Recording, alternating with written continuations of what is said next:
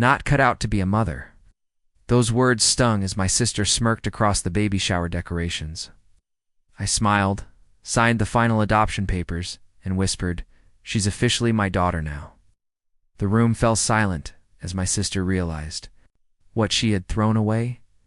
My name is Olivia Bennett. I'm 34 years old. My own sister, after I supported her through every crisis, told me I would be a terrible mother at her baby shower, only to abandon her child months later.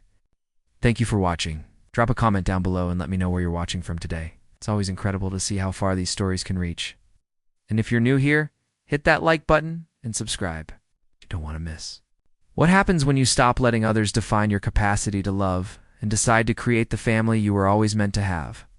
Before we jump back in, tell us where you're tuning in from, and if this story touches you, make sure you're subscribe, because tomorrow I've saved something extra special for you. It all started on a perfect spring afternoon. The backyard was transformed with pastel balloons, flower arrangements, and a table laden with carefully wrapped gifts. My sister Megan's baby shower was the social event of the season in our small town of Mapleton. The women from her country club, our relatives, and childhood friends all gathered to celebrate the impending arrival of baby Emma. I arrived early. Arms full of handmade decorations I'd stayed up all night finishing. The banner reading "Welcome Baby Emma" had taken me hours to craft. Each letter carefully cut and glued with a precision that reflected the love I already felt for my unborn niece. Megan saw me first.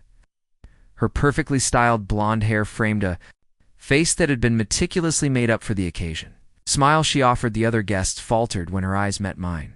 But that smile didn't just fade. It transformed into something cold and calculating, a look I knew all too well from our childhood. She walked over, champagne flute in hand, designer maternity dress flowing elegantly around her. She didn't thank me for the decorations. She didn't acknowledge the hours I'd spent preparing. Her eyes, sharp as cut glass, scanned my offerings with obvious disappointment. "Olivia, couldn't you have just ordered something online like a normal person?" she said, her voice dripping with that familiar condescension. "These look homemade." She said homemade like it was a disease, something to be ashamed of rather than proud of. I tried not to let the hurt show on my face. "I wanted it to be special," I replied, my voice steady despite the familiar ache building in my chest. "I thought personal touches would mean more." Megan glanced nervously over her shoulder toward a group of polished women in expensive sundresses. "The Prestons are here. Do you have any idea how important today is?" Eleanor Preston's baby shower was featured in the local magazine. "It's your day, Meg. I just wanted to help make it beautiful," I said softly. "Beautiful," she repeated the word, but it was hollow, devoid of appreciation. Her only focus was the potential damage to her perfectly curated social image. "Just put them over there where they won't be too noticeable, and please tell me you, at least dressed appropriately." I looked down at my floral dress, the nicest one I owned, purchased specifically for this occasion. It wasn't designer, but it was pretty and feminine, and I'd felt good in it until this moment. Megan sighed dramatically. "Well, I suppose it's too late now. I'll just try to stay in the background during photos." I swallowed hard and nodded, turning away to arrange my decorations where they wouldn't offend her delicate sensibilities. This was a familiar dance between us, one we'd been performing since childhood. Megan always the shining star, me always the shadow she tolerated when convenient. The party progressed, with all the superficial cheer these events demanded. I stayed busy refilling punch glasses, arranging gift bags, and making sure elderly aunts had comfortable seats. It was easier this way to be useful, rather than noticed. During the gift opening, I waited nervously as Megan worked her way through the expensive offerings. Designer baby clothes from her country club friends, a silver-plated rattle from our aunt, a handcrafted crib from our father, who had always been skilled with woodworking. Finally, she reached the small package I'd placed at the bottom of the pile. Inside was a handmade baby blanket I'd spent months crocheting, learning the skill specifically for this gift. The soft yellow yarn was interwoven with delicate patterns that had taken countless evenings to perfect. Megan held it up with 2 fingers as if it might contaminate her. "Oh, it's a blanket. I made it," I offered quietly. The pattern is called Grandmother's Love. It's the same pattern Mom would have used if she were still here.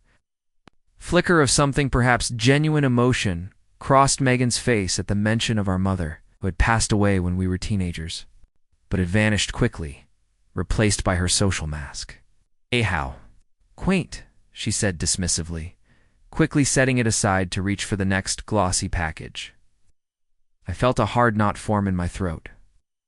Our mother had been a talented crafter, filling our childhood home with handmade treasures that Megan had once cherished as much as I did. But somewhere along the way, as she climbed the social ladder of our town, those treasured memories had become embarrassing reminders of a more humble past. The moment that changed everything came later, as the party was winding down. I was in the kitchen, quietly washing dishes, while the remaining guests chatted in the living room. Megan entered with Eleanor Preston, both holding empty champagne flutes. Preparing and narrating this story took us a lot of time, so if you are enjoying it, subscribe to our channel. It means a lot to us. Now back to the story. You're so lucky to have help, Eleanor was saying, not bothering to lower her voice. Though I was right there. Megan laughed, that tinkling social laugh that never reached her eyes. Oh, Olivia's not help. She's my sister. Ah! Eleanor raised a perfectly shaped eyebrow. Oh, I assumed, well, the way she's been serving everyone. That's just Olivia, Megan said with a dismissive wave. Always in the background. Probably for the best, really. Are you close? Eleanor asked, her eyes flicking toward me with newfound curiosity. We're sisters, Megan replied vaguely, though sometimes I wonder how we came from the same parents. I got the ambition, she got the domesticity. They both laughed as if this were wildly amusing. I kept washing dishes, my hands steady, though my chest ached. Will she be involved with the baby? Eleanor asked, refilling her glass from the bottle on the counter. That's when Megan delivered the blow that would change the course of both our lives. God, no, she said with a short, harsh laugh. Olivia with a baby? She can barely manage her own life. She'd be a terrible mother. The glass I was washing slipped from my hands, shattering in the sink. Both women jumped at the sound. Sorry, I murmured, my voice unnaturally calm as I began carefully picking up the broken pieces. See what I mean? Megan said to Eleanor with an exaggerated eye roll. Complete disaster. They walked out, already moving on to gossip about someone else. But I remained frozen, her words echoing in my head like a cruel mantra. A terrible mother. That was it. That was the moment. Something inside me, a fragile, stubborn hope I didn't even know I was still carrying, finally shattered into dust. The hope that somewhere beneath the social climbing and status obsession, my sister still saw me, still valued me, still loved me. I didn't cry. I didn't argue. The hurt was too profound for tears. I just methodically finished the dishes, cleaned up the remaining mess from the party, and left without saying goodbye. Megan wouldn't notice my absence anyway. I drove home to my small but cozy apartment above the town library where I worked as the children's librarian.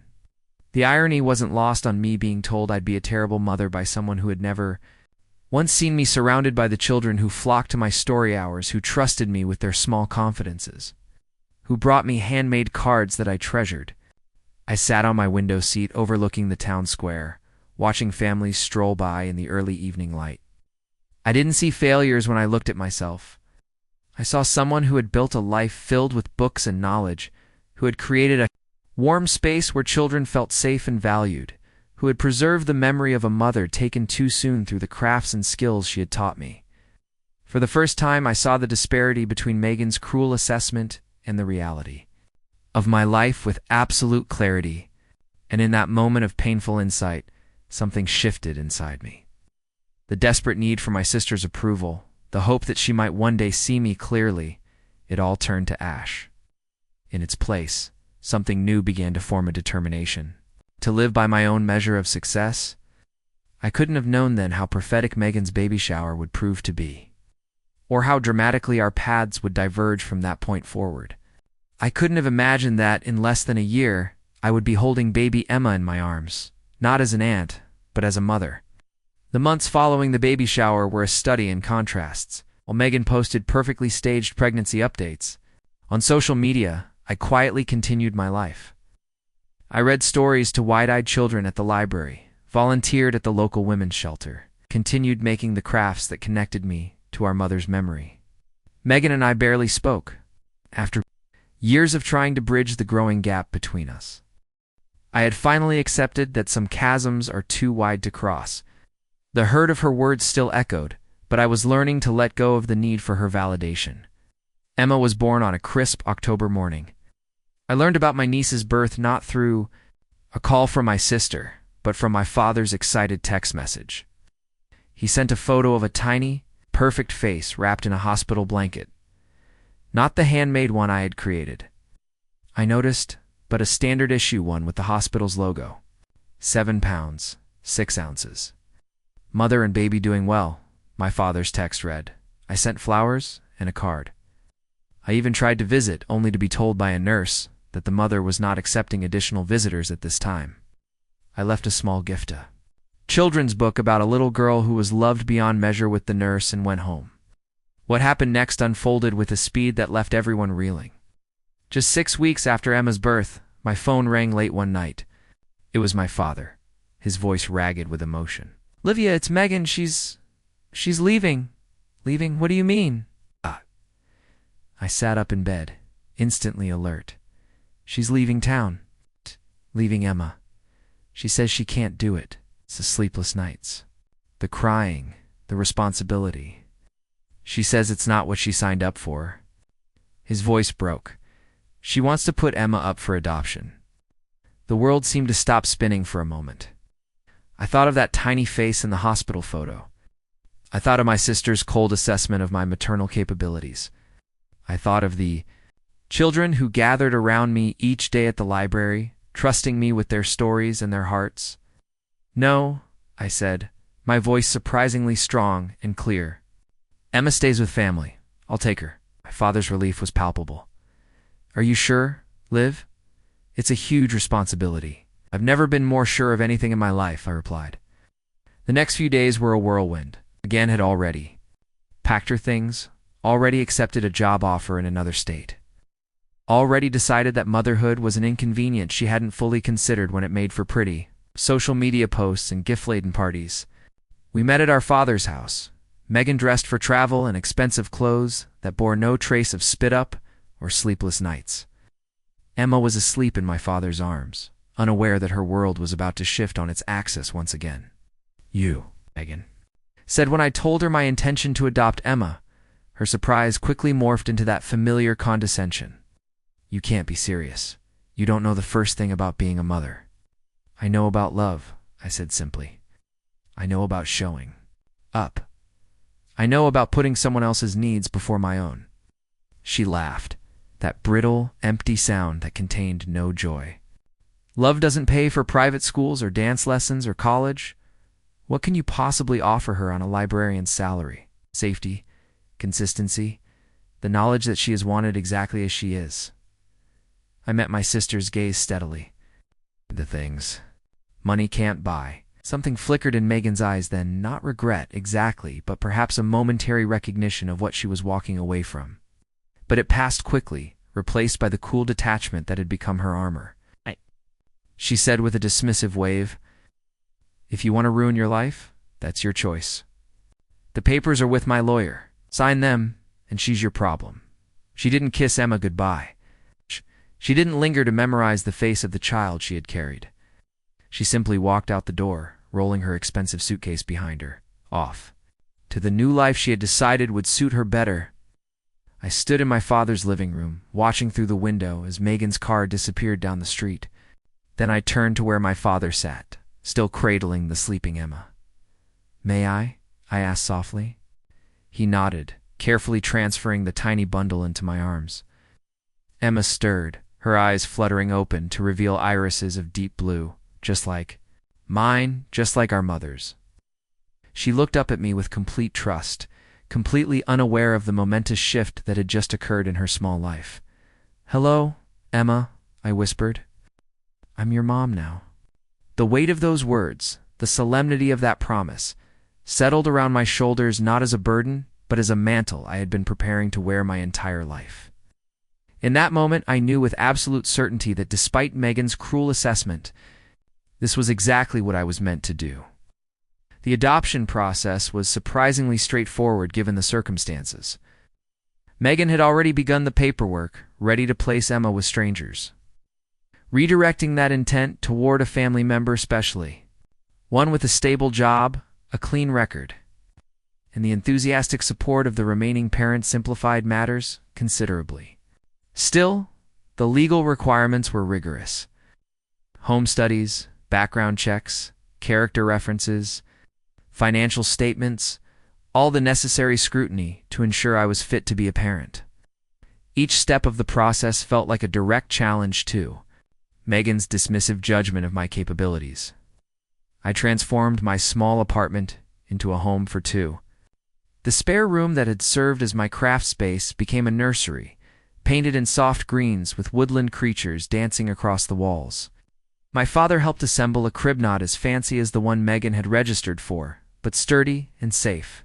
I washed and folded tiny clothes, arranged stuffed animals, prepared bottles with a sense of purpose that filled every corner of my being. Through it all, Emma was my constant companion. My father had taken her temporarily while Megan made her hasty exit, but she came to me within days. The adjustment was both harder and easier than I had anticipated. Harder because the sleepless nights and constant demands of a newborn were indeed overwhelming at times. Easier because from the moment I held her, there was never a question in my mind that this was right. The day the adoption became final was unseasonably warm for spring. The courtroom was mostly empty, just me, my father, and Emma in a frilly dress my aunt had sent. The judge, a kind-faced woman with silver hair, reviewed the paperwork one last time, usually in adoptions. I talk about the tremendous act of love it takes to welcome a non-biological child into your heart, she said, looking at me over her reading glasses. But it seems to me that Emma has been in your heart from the beginning. She has, I confirmed, holding the now 6-month-old Emma, who was contentedly playing with my necklace. Oh. The home study reports are exemplary. Your references couldn't speak more highly of you. And it's clear to anyone with eyes that this child is thriving in your care, the judge smiled. It gives me great pleasure to approve this adoption. From this day forward, legally and in every other way that matters, you are Emma's mother. She signed the papers with a flourish and handed them to me. Congratulations, Miss Bennett, or should I say Mom, outside the courthouse standing.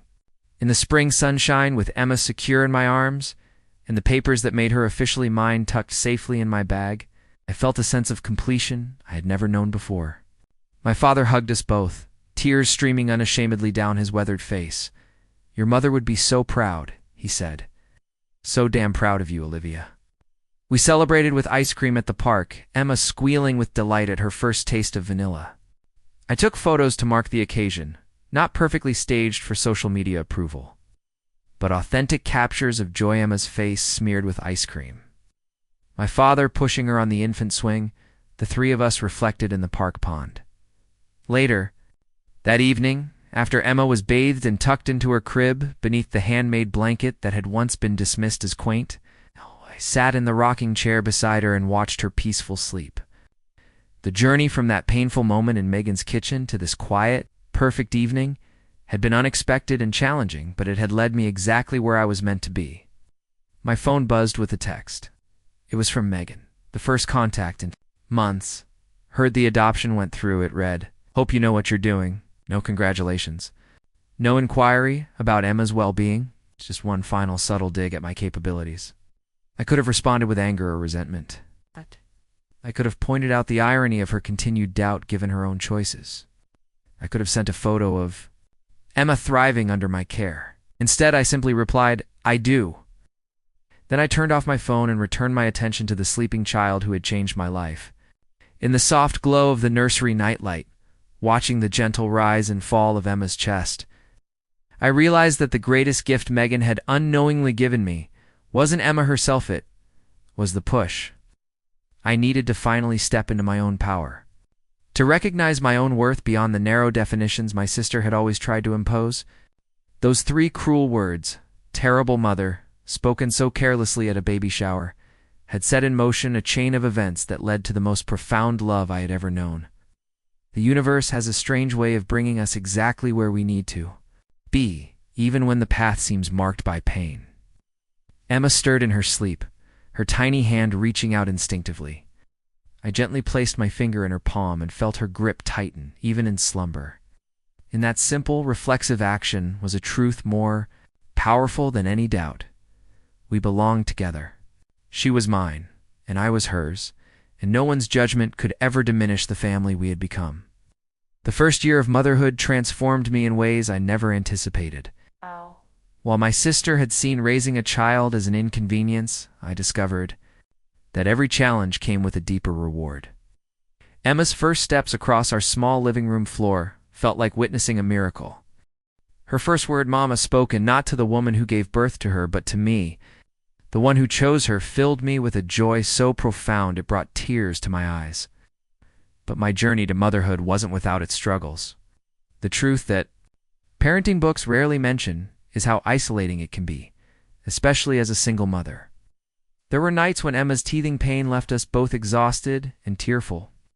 When I questioned if I truly had what it took to be the mother she deserved. Moments when the weight of responsibility felt crushing. What saved me during those difficult times wasn't just my love for Emma, but the community I discovered along the way.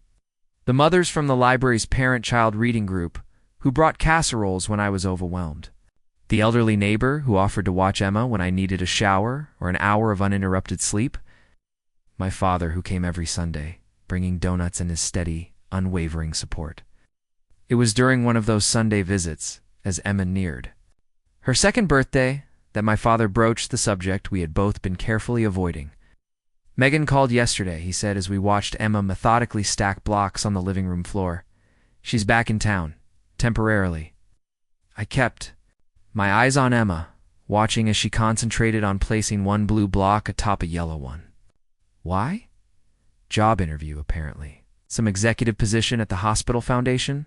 He hesitated. She asked about Emma, my hand stilled on the coffee mug I was holding. "What did you tell her? The truth, that Emma is thriving." "You're an exceptional mother." His voice softened, that she made a mistake. The words sent a complicated ripple of emotions through my vindication. Anger, a strange and unexpected sadness for what my sister had missed. "She wants to see her," my father continued. "Just once, before she leaves town again." "No." Response was immediate, instinctive. I looked up from Emma to meet my father's eyes. She gave up that right. My father sighed, the sound heavy with the weight of a family fractured beyond repair. "I told her it would be your decision. Legally, and in every other way, you're Emma's mother now." "And what did she say to that?" A shadow crossed his face. She laughed. Said something about how the courts might have been fooled, but blood is blood. A cold not formed in my stomach. "What does that mean?" "Nothing," he said quickly. "It doesn't mean anything. Megan is just being Megan, lashing out because she doesn't like being told no." I wanted to believe him. But something in his expression, a flicker of worry, stayed with me long after he left. That night, after tucking Emma into bed, I pulled out the adoption paperwork, reading through every clause, every legal term, searching for any loophole that could threaten the life we had built. The papers were ironclad. Megan had willingly, knowingly terminated her parental rights. Emma was my daughter in every legal sense, but a small, insidious doubt had taken root. What if Megan changed her mind? What if she decided that the child she had discarded was suddenly valuable to her again? The next morning, I called the lawyer who had handled the adoption. Her reassurance was professional and firm. "The adoption is final, Ms. Bennett. Your sister has no legal standing to challenge it, especially given her voluntary termination of rights. The courts look very unfavorably on birth parents who abandon children and then try to reclaim them after they're settled in loving homes." Her words should have comforted me. Instead, they lingered like a warning. I knew my sister. When Megan wanted something, she was relentless. She had never taken kindly to being told she couldn't have what she wanted. 3 days later, as Emma and I were leaving the library after my shift, I saw her. Megan was standing by the fountain in the town square, as polished and perfect as ever in a tailored business suit. Her hair was shorter now, styled in an elegant bob that framed her face. She was staring directly at us, making no effort to hide her scrutiny. I pulled Emma closer instinctively, turning toward our apartment building across the square. But Megan was already moving toward us, her high heels clicking purposefully on the cobblestones. "Olivia," she called, her voice carrying across the open space. Wait, I could have kept walking, could have hurried inside and locked the door behind us. But something made me stop, perhaps the same stubborn hope that had made me keep trying. With Megan all these years, or perhaps simply the knowledge that running would only delay the inevitable. I turned to face her, keeping Emma secure in my arms. Megan approached slowly, her eyes fixed not on me, but on Emma, who was watching the stranger with curious blue eyes, our mother's eyes, the same ones that looked back at me from the mirror each morning. "She's gotten so big," Megan said softly, an unfamiliar note in her voice. Was it regret, wistfulness, or simply observation? "Children tend to do that," I replied, my voice steadier than I felt. "They grow." Megan finally shifted her gaze to me. "You look, motherhood suits you, apparently." The backhanded compliment was so typically Megan that it almost made me laugh. "Yes, it does. Why are you here, Megan?" I told Dad. "I'm interviewing at the hospital foundation." "No. Why are you here, right now, approaching us?" She had the grace to look momentarily uncomfortable. "I just wanted to see her. Is that so wrong, to want to see how she's doing? You could have asked that 2 years ago, or 18 months ago, or any time in between." I kept my voice low and controlled, aware of Emma watching this exchange with increasingly suspicious eyes. "Instead, you walked away without a backward glance." "I wasn't ready then," Megan said, a defensive edge creeping into her tone. "I was overwhelmed. Postpartum depression is real, you know?" "Yes, it is. And if that's what you experienced, I'm truly sorry. But it doesn't change the fact that you legally terminated your rights. Emma is my daughter now." Megan's expression hardened, the momentary vulnerability vanishing as quickly as it had appeared. "Legally, maybe, but she's still my blood, Olivia. She's still a part of me. Blood doesn't make a mother," I said quietly. "Showing up does. Every day, through fevers and nightmares and skinned knees and first steps, love makes a mother. Presence makes a mother." Emma chose that moment to bury her face against my neck, suddenly shy in the presence of this intense stranger. The simple, trusting gesture spoke volumes about where she felt safe. Something flashed in Megan's eyes: anger, jealousy, loss. I couldn't tell. But her next words were cold and deliberate. "We'll see about that.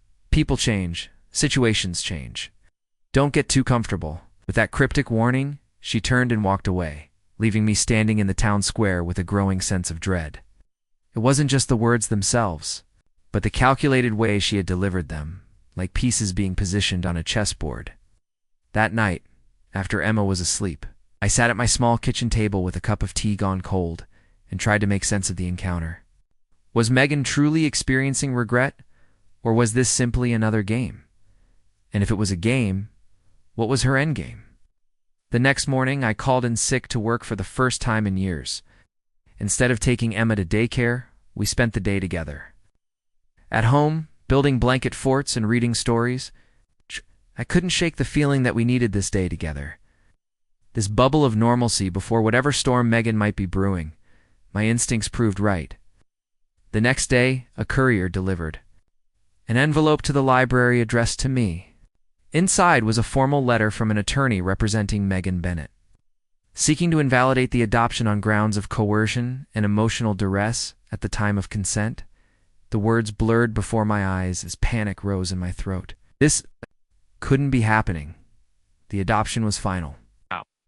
The lawyer had assured me. But here it was in black and white, a legal challenge to everything we had built. I called my adoption attorney immediately, my hands shaking so badly I could barely hold the phone. "This is a fishing expedition," she said after I explained the situation.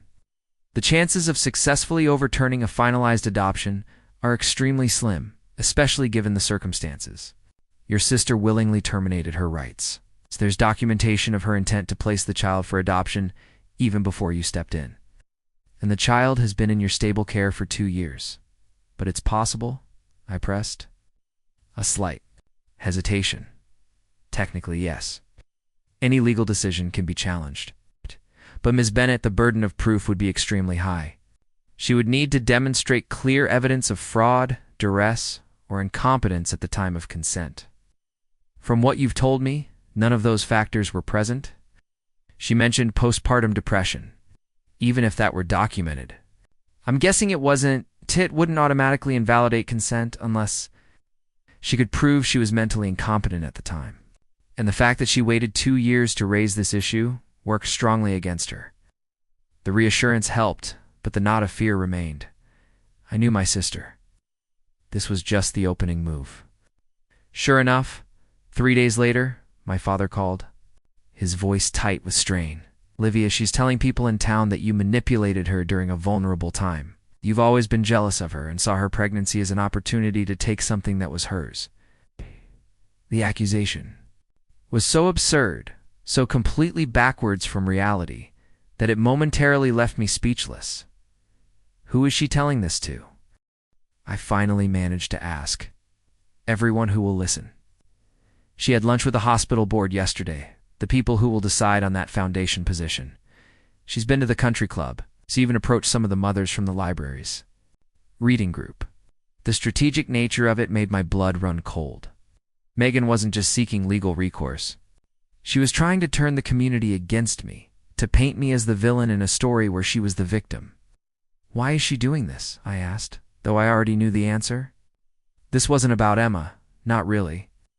This was about winning, about control, about refusing to accept that I had succeeded where she had failed. I don't know, Liv. My father sighed. I've tried talking to her. She just says she's fighting for her daughter, that she made a mistake and deserves a second chance. After hanging up, I sat on the floor of Emma's room, watching her sleep peacefully in her toddler bed, unaware of the storm brewing around her. The fear and anger I felt were almost suffocating. How dare Megan try to disrupt Emma's life after abandoning her? How dare she spread lies that could damage not just my reputation, but potentially my career at the library working with children? But beneath the anger was a deeper, more primal fear. What if she succeeded? What if somehow, against all odds, the court listened to her? The thought of losing Emma was unbearable, a void so profound I couldn't even look into it directly.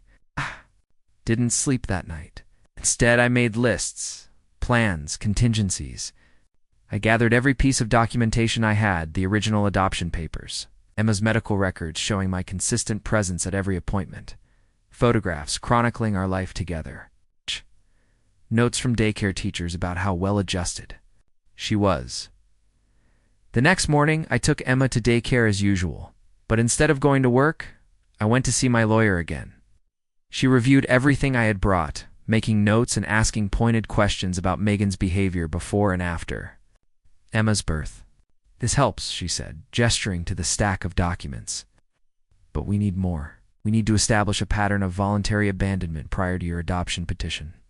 Did your sister have any contact with Emma between the birth and when you took custody? I thought back. No, she left the hospital the day after Emma was born. My father took Emma temporarily until I could get the emergency custody arrangement in place. And during her pregnancy, was she preparing for the baby? Taking classes? Setting up a nursery? I remembered the baby shower, the expensive gifts. That had been more for show than practical use. She had the trappings, the designer nursery furniture, the right clothes. But no, she wasn't taking classes or reading books about childcare. The lawyer nodded, making another note. What about since the adoption? Before this sudden interest, had she made any attempts to contact Emma? Send birthday cards, ask for photos? Nothing, I confirmed. Complete silence until she showed up in town last week. Good, that's all helpful. She looked up at me, her expression serious but not unkind. Ms. Bennett, I want to be very clear. Based on everything you've told me, your sister has an extremely weak case legally, but legal battles can be draining emotionally and financially. Are you prepared for that? I'll do whatever it takes, I said without hesitation. Emma is my daughter, she nodded, seemingly satisfied with my resolve. Then let's get to work. The next few weeks were a blur of legal preparations and careful documentation. I started keeping a detailed journal of every interaction with Megan, every rumor that made its way back to me, every reaction from the community. To my relief and gratitude, most of the town rallied around us. The parents from the library, the teachers from daycare, even the barista at the coffee shop who had watched. Emma grew from a baby in a carrier to a chattering toddler all offered statements attesting to the loving, stable home I had created. My father, though torn between his two daughters, stood firmly by my side. I was there, he told my lawyer during his deposition. I saw Megan walk away without a backward glance. And I've seen Olivia build a beautiful life for Emma, a life full of love and stability and joy. There is no question in my mind where that child belongs. Through it all, I tried to maintain normalcy for Emma. We still had pancakes shaped like animals on Saturday mornings. We still went to the park to feed the ducks, still read her 3 stories before bed each night, doing all the silly voices that made her giggle. I was determined that whatever storm was raging around us, Emma would remain in the comm center, protected and secure. The preliminary hearing was scheduled for a Tuesday morning in early autumn. I dressed carefully in a simple blue dress that projected both professionalism and maternal warmth. My father came to stay with Emma, who was too young to understand what was happening but old enough to sense the tension in the air. "You'll win this," he assured me as I prepared to leave. "The truth is on your side." The courthouse was imposing. Its marble steps and towering columns designed to make ordinary citizens feel small in the face of justice. I climbed those steps, with my shoulders back and my head high, my lawyer walking beside me with quiet confidence. Inside, the courtroom was nearly empty, just a few court officers. The judge, and Megan with her attorney on the opposite side of the room. She was dressed impeccably in a conservative suit, her hair pulled back in a modest style that screamed responsible mother rather than her usual fashion-forward look. The calculation of it made my stomach turn. Our eyes met briefly across the room. There was no warmth there, no sisterly recognition, just the cold determination of someone who had decided to win at any cost. The judge, a stern-looking man in his 60s, called the hearing to order. Megan's attorney went first, presenting their petition to invalidate the adoption. He spoke of postpartum depression, of a vulnerable young mother pressured into giving up her child, of a sister who had always envied Megan's life and saw an opportunity to take something precious from her. The fabrications were so blatant, so contrary to the reality we had both lived, that I had to dig my nails into my palms to keep from objecting aloud. My lawyer squeezed my arm gently, a reminder to let her handle this. When it was our turn, she rose with quiet dignity, rather than attacking Megan directly. She simply presented the facts, the documented history of Megan's voluntary termination, of rights, her complete absence from Emma's life for 2 years, and the stable, loving home that Emma and I had created together. "Your Honor," she concluded, "this case is not about a mother seeking to reclaim her child. It is about a woman who made a clear choice to place her child for adoption, and now, for reasons that have nothing to do with the child's welfare, wishes to disrupt the stable and loving home that child has known for her entire life. The law is clear on this matter. The best interests of the child must prevail." The judge asked several pointed questions of both attorneys, his expression giving away nothing of his thoughts. Finally, he removed his glasses and addressed us directly. "I've reviewed the submissions from both parties. This is at its core a straightforward matter. The adoption of Emma Bennett by Olivia Bennett was legally executed and finalized. The petitioner, Megan Bennett, voluntarily terminated her parental rights with full legal counsel present. There is no credible evidence of fraud, duress, or incompetence. At the time of consent," he turned his gaze specifically to Megan. "Ms. Bennett, while I sympathize with any regret you may feel about your decision, the law does not allow for the invalidation of an adoption simply because a birth parent has changed their mind. The stability and best interests of the child are paramount.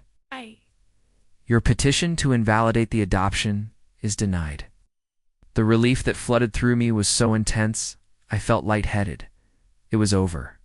Emma was safe. But as I gathered my belongings, ready to rush home and hug my daughter, Megan approached, her face a mask of cold fury. "This isn't over," she hissed, low enough that only I could hear. "You think you've won? You haven't seen what I'm capable of when something is taken from me." Before I could respond, her lawyer pulled her away, whispering urgently in her ear. But the threat lingered in the air between us, a promise that the battle might have ended, but the war was far from over. Megan's threat in the courthouse followed me home like a shadow. Though the judge had ruled decisively in our favor, I knew my sister well enough to understand this wasn't truly over. Megan had never accepted defeat gracefully, not even when we were children competing for the last cookie or our parents' attention. Now, with stakes infinitely higher, I couldn't imagine she would simply walk away. I tried to push these worries aside as I entered my apartment, where my father and Emma were building a tower of blocks on the living room floor. The moment she saw me, Emma abandoned her architectural efforts and ran to me, arms outstretched. "Mama home," she exclaimed, her face alight with the pure, uncomplicated joy that only children can express. I scooped her up, breathing in the familiar scent of baby shampoo and the faint sweetness that was uniquely Emma. In that moment, holding her solid, warm little body against mine, the anxiety that had been my constant companion these past weeks momentarily receded. This was real. This was what mattered. "How did it go?" my father asked quietly over Emma's head. "We won," I said, the words still feeling surreal. The judge dismissed her petition completely. Relief washed over his weathered face. Thank God. But she made a threat as we were leaving, said it wasn't over. My father's expression darkened. "What exactly do you think she'll do?" "I don't know," I admitted. "But I don't think she'll give up easily."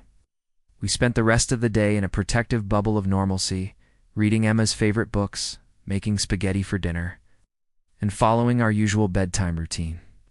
But after Emma was asleep, my father and I sat at the kitchen table with cups of coffee, strategizing like generals preparing for an unseen enemy. "She's always been stubborn," my father said, staring into his mug, "even as a little girl. Once, she set her mind on something. There was no deterring her." "This is different, Dad. This isn't about a toy or a dress. This is a child. My child." He reached across the table and squeezed my hand. "Your child. Never doubt that, Olivia. Whatever legal paperwork says, whatever blood might say, you are Emma's mother in every way that matters." His support meant everything. But as he left that evening, I felt the weight of responsibility settle heavily on my shoulders. I was a single mother with a modest income from the library, facing a sister with wealth, connections, and a desperate determination to win at any cost. That night, I made a decision. I couldn't match Megan financially, but I could prepare in other ways. I began documenting everything, creating detailed records of Emma's daily routines, her developmental milestones, her medical appointments. I started a journal about our life together, filled with small moments that might seem insignificant, but formed the tapestry of our bond. I took photos and videos not for social media, but as evidence of the stable, loving home we had created. I also reached out to my support network, quietly explaining the situation to trusted friends and colleagues. Sarah, the head librarian who had mentored me for years. Marcus, my neighbor, who often watched Emma in emergencies. The parents from Emma's playgroup who had become friends all, promised to be witnesses to my parenting if needed. Megan's next move came 3 weeks later. Not through legal channels, but through something far more insidious, the court of public opinion. She had indeed secured the position at the hospital foundation, which gave her a platform of respectability in our small town. She began giving interviews to local media about her charitable work, casually weaving in mentions of her heartbreaking personal journey and her desperate fight to reunite with her daughter. The narrative she crafted was compelling in its falsehood. A successful young woman who had suffered postpartum depression, been manipulated into giving up her child during a vulnerable time, and was now heroically fighting to correct that injustice. She never mentioned me by name, carefully dancing around potential defamation. But in a town our size, everyone knew exactly who she was talking about. The whispers started slowly. A few parents at the library storytelling hour would go suddenly quiet when I entered the room. A clerk at the grocery store gave me a look of barely disguised contempt as I shopped with Emma. The mother of one of Emma's playgroup friends called to cancel a playdate with a flimsy excuse about scheduling conflicts. It hurt more than I wanted to admit. I had built a life in this town, had formed genuine connections with people who now looked at me with doubt in their eyes. But for every person who pulled away, there were others who drew closer who knew me, truly knew me, and refused to believe Megan's carefully constructed fiction. Mrs. Abernathy, the 8-year-old former teacher who lived in our building, stopped me in the hallway one afternoon. "I've been watching you with that child for 2 years now," she said, her roomy eyes sharp with indignation. "I know a good mother when I see one. Don't you pay any mind to those gossips." Her words were a balm to my wounded spirit, a reminder. That truth had its own quiet power even in the face of Megan's expertly crafted lies. The situation reached a new level of tension when Megan began appearing at places she knew we would be: the park where Emma and I fed ducks on Saturday mornings, the ice cream shop we visited after doctor appointments, even outside the library. At the end of my shift, she never approached us directly, staying just far enough away to avoid any accusation of harassment, but close enough to make her presence known. The psychological warfare was taking its toll. I began having trouble sleeping, jumping at unexpected sounds, constantly looking over my shoulder when we were out. Emma, sensitive to my anxiety despite my best efforts to shield her, became clingy and fearful of strangers. My breaking point came on a crisp autumn day as Emma and I were leaving the library. Megan was parked across the street watching us through the window of her luxury SUV. What struck me wasn't her presence. I'd almost grown accustomed to that, but the man with a professional camera in the passenger seat, his telephoto lens aimed directly at us. That night, after Emma was asleep, I sat at my kitchen table and faced a hard truth. I couldn't win this battle on Megan's terms. She had more resources, more social capital, and fewer ethical boundaries than I did. I continued trying to counter. Each of her moves, I would eventually be worn down, my energy depleted. My focus diverted from what truly mattered, being present and whole for Emma. I needed to change the game entirely. The plan formed slowly over the next few days, taking shape as I considered our options. By the end of the week, I had made my decision. I called my father and asked him to come over after Emma was in bed. "I'm thinking of leaving Mapleton," I told him, as we sat on my small balcony, the night air cooled against our faces. He was quiet for a long moment. "Because of Megan? Because this isn't a healthy environment for Emma anymore? She's picking up on the tension, Dad. She's having nightmares. She shouldn't have to live under constant surveillance, feeling like she's being hunted." My father nodded slowly, the lines in his face deepening with sorrow. "Where would you go?" "I've been researching positions at libraries in the Pacific Northwest. Seattle, Portland, smaller communities around there. Places with good schools. Outdoor spaces for Emma to explore. Communities where we could build a new life." I hesitated. "Places far enough away that Megan couldn't easily follow. You'd be leaving everything behind. Your home, your friends, me." The pain in his voice was palpable, and it mirrored the ache in my own heart. "But I have to think about what's best for Emma, and right now, it's peace, security, a chance to grow up without being at the center of a tug-of-war." My father reached out and took my hand, his palm rough with decades of hard work. "I understand. Don't like it, but I understand." He squeezed gently. "Promise me one thing. You'll wait until after Christmas. Give us one more holiday together before you go." I agreed, though the thought of 3 more months under Megan's surveillance made my stomach clench with anxiety. But my father had lost so much already: his wife to cancer years ago, one daughter to ambition, and now another potentially to distance. I could give him this one last holiday season with his granddaughter. The decision made, I felt a strange sense of calm descend. I had a plan now, a direction, a way forward that prioritized Emma's well-being above all else.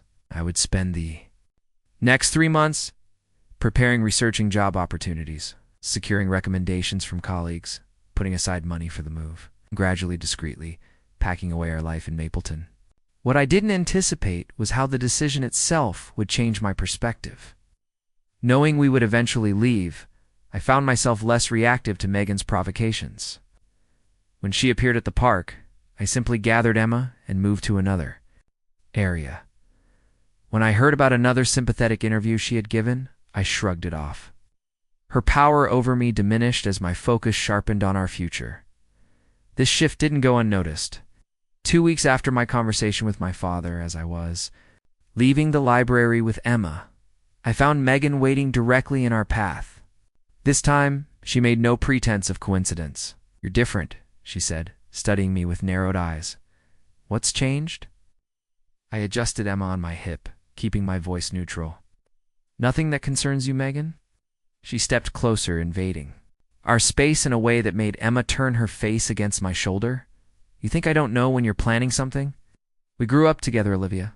I can read you like a book." The old me would have reacted defensively, would have been rattled by her perception. But the new me, the me who had made peace with leaving, simply met her gaze steadily. "Then you should be able to read that I'm taking my daughter home for dinner now. Excuse us?" I moved to step around her, but she grabbed my arm, her fingers digging in with surprising strength. "You're not taking her anywhere, not away from me. Not again." Emma began to whimper, sensing the hostility radiating from this woman who was a stranger to her, but carried the same blood in her veins. The sound of her distress cut through me like a knife, crystallizing everything I had been feeling into. A single, clear certainty.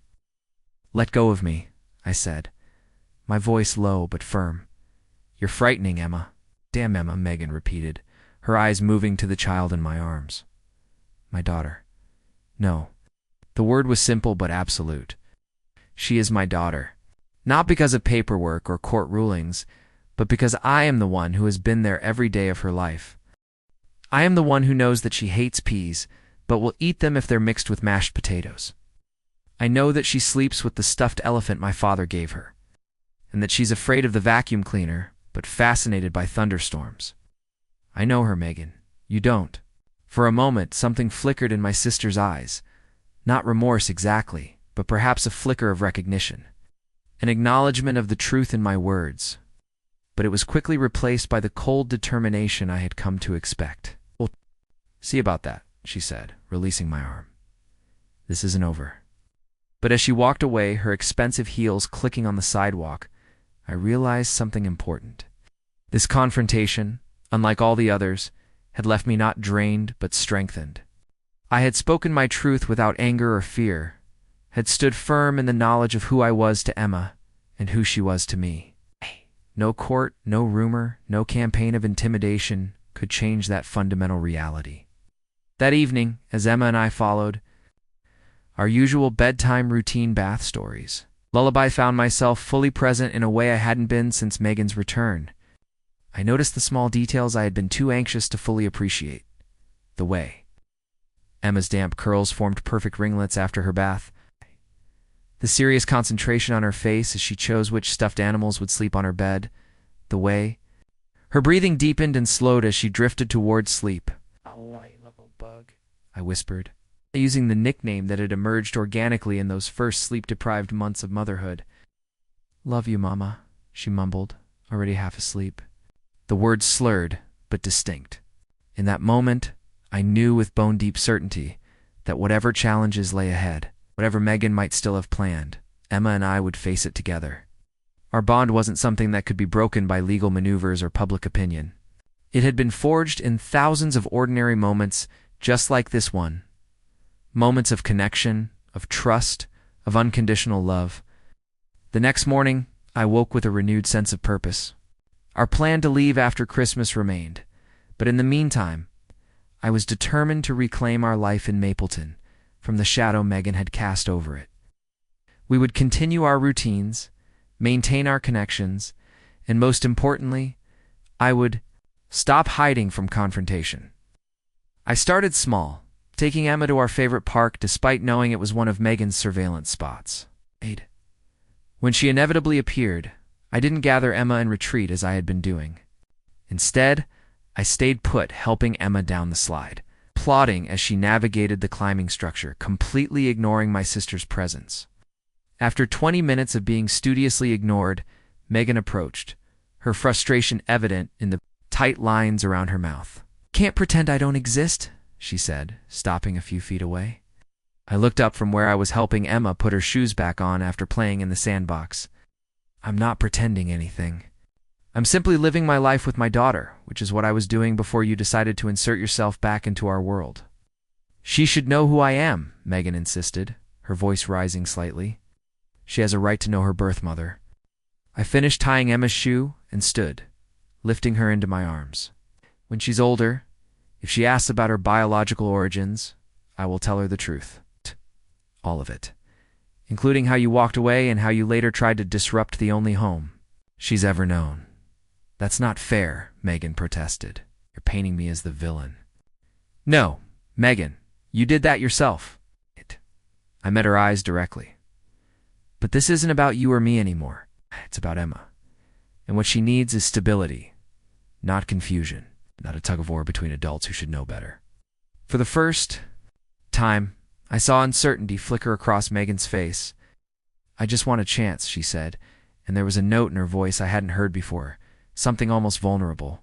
A chance to know her. I studied my sister, trying to see beyond the polished exterior to whatever truth might lie beneath. Was this genuine regret? Actual maternal feeling emerging belatedly? Or just another tactical shift in her campaign? "If you truly want what's best for Emma," I said carefully, "then you'll stop this crusade. Stop the surveillance, the rumors, the attempts to undermine my relationship with her. Show that you can respect boundaries, and maybe we can discuss supervised visits at some point in the future." Hope and suspicion warred in her expression. "You'd allow that?" "After everything, I would consider it," I clarified.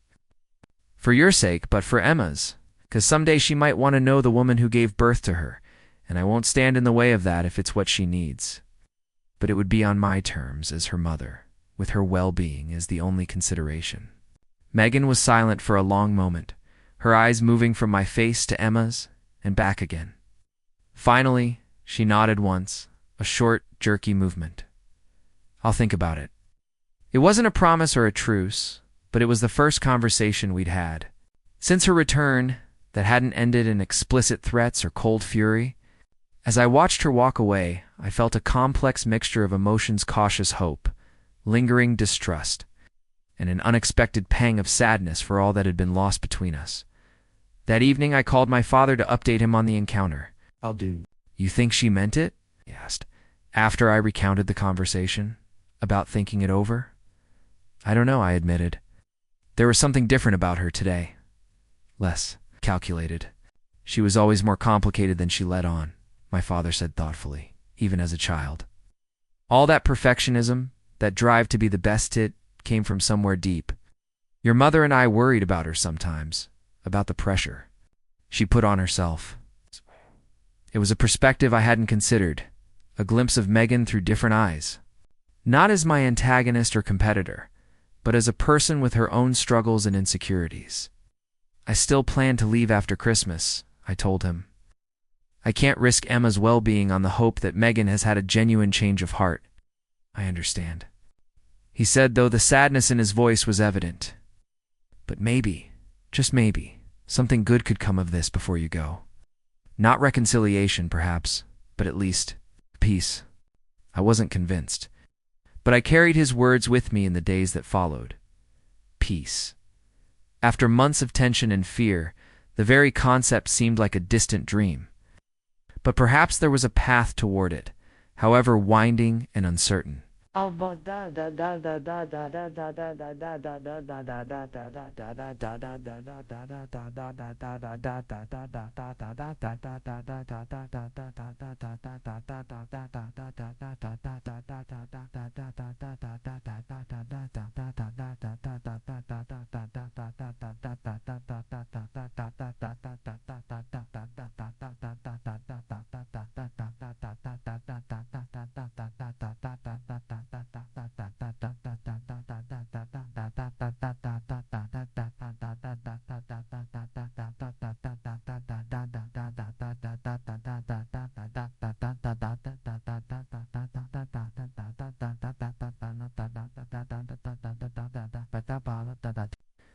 first sign that something had indeed shifted came a week later. I received a formal letter from Megan's attorney. Not with new threats or demands, but with notification that all legal actions regarding Emma would be permanently withdrawn. Attached was a signed affidavit from Megan acknowledging the validity of the adoption and waiving any future claims. I read the document 3 times, looking for hidden catches or loopholes, hardly daring to believe it could be this straightforward. When I called my lawyer to verify its legitimacy, she confirmed that it was ironclad.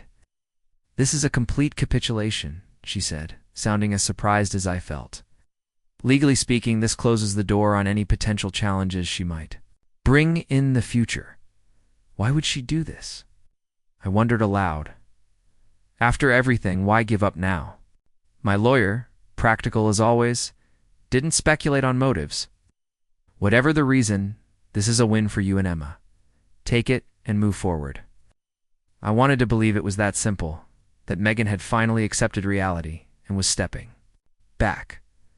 But experience had taught me caution where my sister was concerned. This could be a tactical retreat, a change in strategy rather than a surrender. 2 days later, I received my answer in the form of a handwritten letter delivered to my mailbox.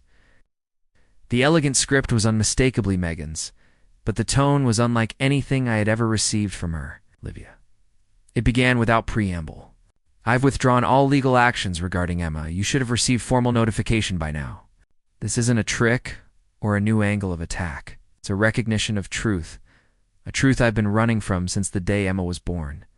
The truth is that I was never meant to be a mother. Not because I couldn't love a child, but because I was. Too afraid to try. Too afraid of failing, of being inadequate, of not measuring up to the perfect image I've spent my life constructing. When Emma was born, I looked at her perfect, helpless face and felt nothing but terror.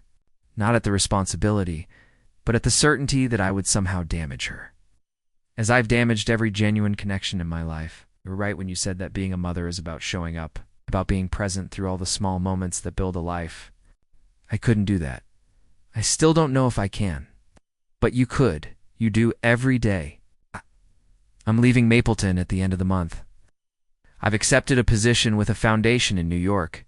Before I go, I want you to know that I release any claim to Emma, not because of legal pressure or because I've lost interest in the game, but because it's what she deserves. She deserves the mother who chose her, who fought for her, who built her life around her needs rather than her own. That mother is you, Olivia. It always has been. Megan, up next. You've got 2 more standout stories right on your screen. If this one hit the mark, you won't want to pass these up. Just click and check them out. And don't forget to subscribe and turn on the notification bell so you don't miss any upload from us.